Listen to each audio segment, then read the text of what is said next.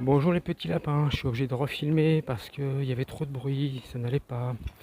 Alors hier, je me suis pas filmé parce que hier j'ai couru.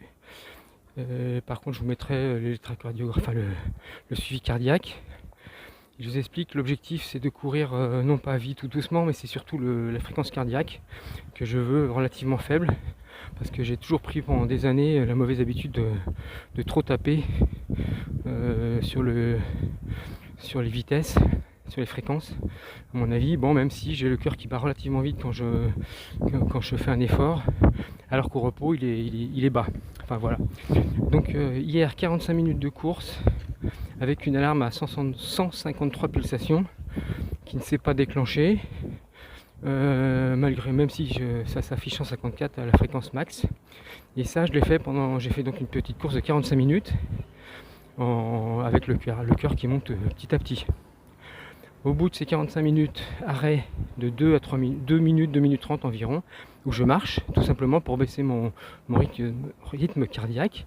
Et je suis reparti sur une zone plus basse, c'est-à-dire que le minimum c'était 115 et le maximum 128. C'est-à-dire qu'à chaque fois les alarmes se déclenchaient dans un sens ou dans un autre. Donc je commence à courir, au bout d'un moment l'alarme se déclenche parce que je suis au-dessus de 128.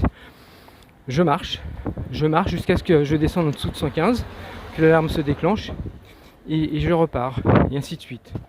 Et c'est pour travailler un rythme bas, et de fait la moyenne sera à 122.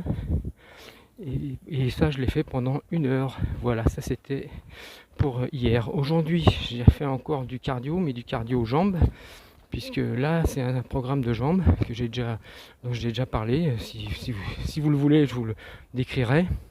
Sauf que là, je l'ai allongé et j'ai fait attention à ne pas mettre trop d'intensité pour arriver à le faire pendant 48 minutes. Bien sûr, c'est assez difficile, hein, c'est compliqué.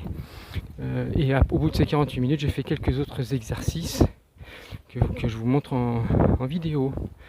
Voilà, c'était bien. J'ai un petit peu mal aux jambes pour montrer les 3 marches pour sortir du parc.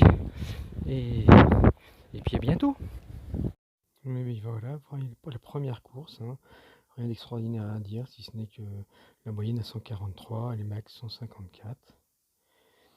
Et maintenant, la deuxième course, on voit bien les phases de course et les phases de marche qui sont particulièrement bien découpées.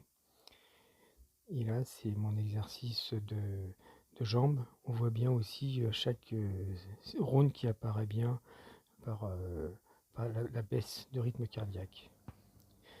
Ensuite, malgré que j'avais déjà mal aux jambes, j'ai fait quelques exercices en plus. Alors, chaque exercice a été répété 4 fois, donc 4 séries. Voilà, je crois qu'on peut appeler ça un Spanish squat. C'est pas facile, c'est plus difficile qu'un squat à vide. Et puis avec la fatigue, c'était un peu compliqué. J'avais du mal à finir mes séries. Je ne les ai pas comptées, mais je crois que je faisais des 12 répétitions. Enfin si, je les ai comptés au moment où je les faisais, mais pas, je ne sais plus, 12 je crois. Et là on passait au mollet, pareil, 4 séries, changement de jambe ensuite. Combien de répétitions? Je pense que c'est quelque chose comme 10. Et voilà, fente bulgare, que j'aime bien, toujours pareil, 4 séries pour chaque jambe, 10 répétitions.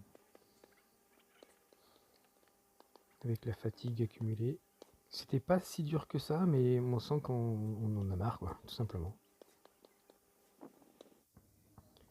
Voilà. Maintenant, fessiers, lombaires aussi sont sollicités. Je suis pas très costaud des lombaires. Ça, c'est suite à mes hernies discales où les lombaires, j'aime pas trop travailler le carré des lombaires. J'aime pas trop ça, donc j'ai une faiblesse. Il va falloir que je travaille ça d'ailleurs. 4 séries, je crois 15 ou 12 répétitions, je ne sais plus. Ischio-jambier,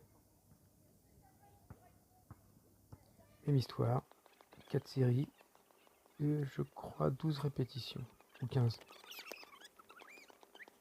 Je sais plus. Voilà les petits lapins, à bientôt.